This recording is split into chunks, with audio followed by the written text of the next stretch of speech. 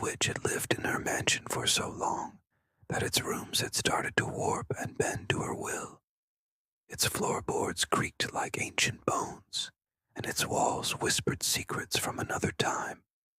But no one had set foot in this house for decades. That was until now. You see, I wasn't anyone special. I was just your average real estate agent trying to make a living.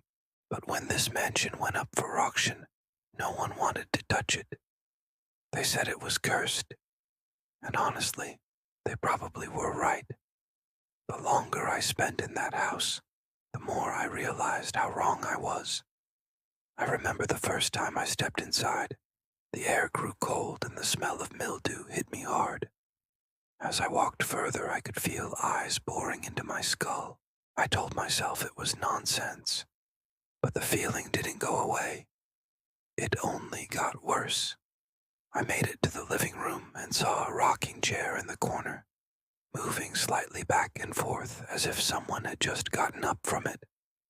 I approached cautiously, but then a loud crash from upstairs made me jump. I spun around and ran back to the door. Was I crazy, or was there actually a ghost in this house? But something kept pulling me back to the house. Maybe it was the challenge of selling the place, or maybe it was because I wanted to prove that there was nothing supernatural going on. Whatever the reason, I returned to that house many times, and each visit was worse than the last. One afternoon, I was examining the blueprints when I heard a blood-curdling scream coming from the second floor. My heart pounded in my chest, but curiosity got the better of me, and I followed the sound. I crept up the stairs and made my way to the source, each step creaking ominously beneath my weight. Finally, I reached the room where the scream had come from. I hesitated for a moment, my hand hovering over the doorknob, before mustering my courage and pushing the door open. Inside, I found a wardrobe with the door hanging off its hinges, and there, scrunched in the corner, was a small, withered hand. I stared at it, my mind racing, unsure of what to make of this macabre discovery. Then suddenly, the hand twitched. I stumbled back, knocking over a nearby chair, and the hand shot out, grabbing onto my pant leg. I yanked my leg back, nearly tripping over myself as I scrambled away from the wardrobe. The hand retracted again, disappearing from view.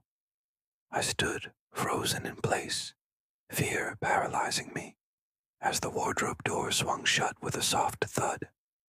Moments stretched into what felt like hours, each tick-tock of the old grandfather clock on the landing amplifying my terror. Then slowly, ever so slowly, the wardrobe door began to open. I couldn't tear my gaze away from it.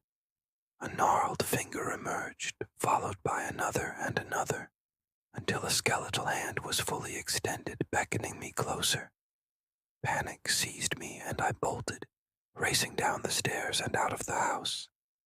I didn't stop running until I reached the safety of my car. That night I tossed and turned in bed, unable to shake the chilling image of the skeletal hand.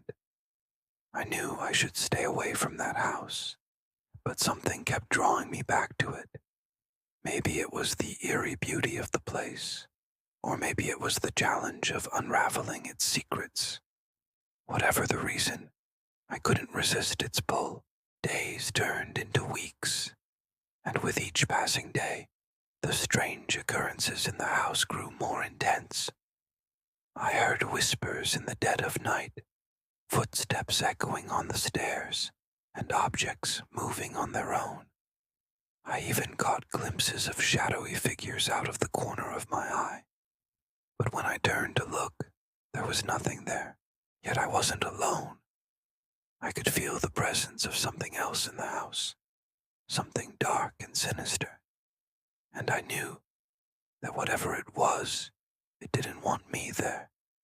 Then one day, I discovered something that changed everything. Hidden in the attic behind a pile of dusty trunks, I found an old journal. Its pages were filled with the spidery handwriting of the witch who once lived there, and as I read through her journal, I learned the dark truth about the house and its inhabitants. The witch had used the house for evil, preying on the innocent and twisting their souls to her wicked will. And now, her spirit, along with the spirits of her victims, were trapped there, unable to find peace. I knew I had to do something to help them. But what? The answer came to me in a dream.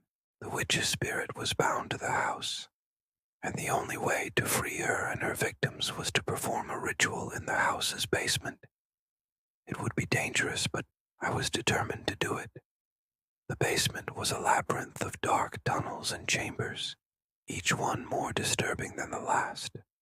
I could feel the witch's presence growing stronger with every step I took, and then I saw it. A pentagram drawn on the floor with the remains of a human heart placed in its center.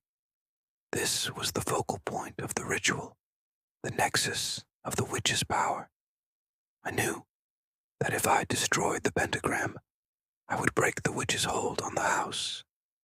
With trembling hands, I began to dig up the heart, but as soon as I touched it, the shadows around me writhed and twisted, taking on forms of their own. The witch's cackle echoed through the chamber, sending shivers down my spine. She had sensed my intrusion and was now using her remaining power to try and stop me. I could feel their anger like a physical blow, but I pressed on. Finally, the heart was free from the pentagram, and I raced up the stairs away from the house. With the heart in my possession, I buried it deep in the ground, far away from the house. And then I returned home. I haven't been back to that house since. But sometimes at night when the wind is just right, I can still hear the whispers of the witch and her victims, forever trapped in their eternal torment.